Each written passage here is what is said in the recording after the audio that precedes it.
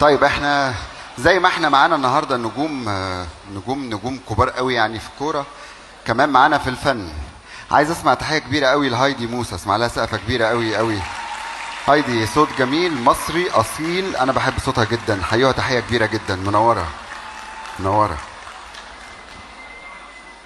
مرسال المراسيل هتضيع القريبي، خدلي بدربك هالمنديل واعطي لحبيبي. الفنانة الجميلة هايدي موسى فاجأت جمهورها بخبر سعيد جدا، وهو كاتب كتابها على المذيع محمد غانم.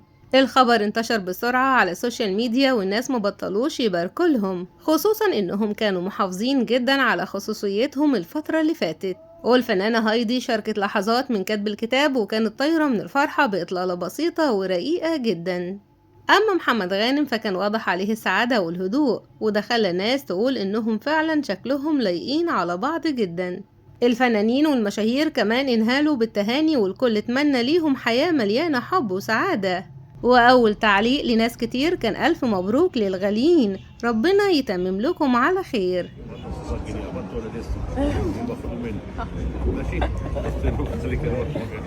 بسم الله الرحمن الرحيم.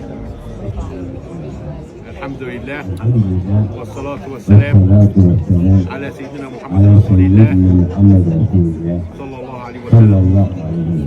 إني استخرت الله تعالى وزوجتك موكلتي وابنتي الآنسة هايدي موسى محمد البكر البالغ زواجا شرعيا على كتاب الله تعالى وسنة رسوله صلى الله عليه وسلم، وعلى الصداق المسمى بيننا بالمجلس عاجله وآجله.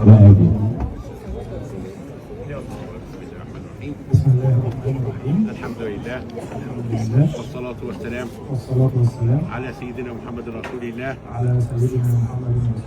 صلى الله عليه وسلم.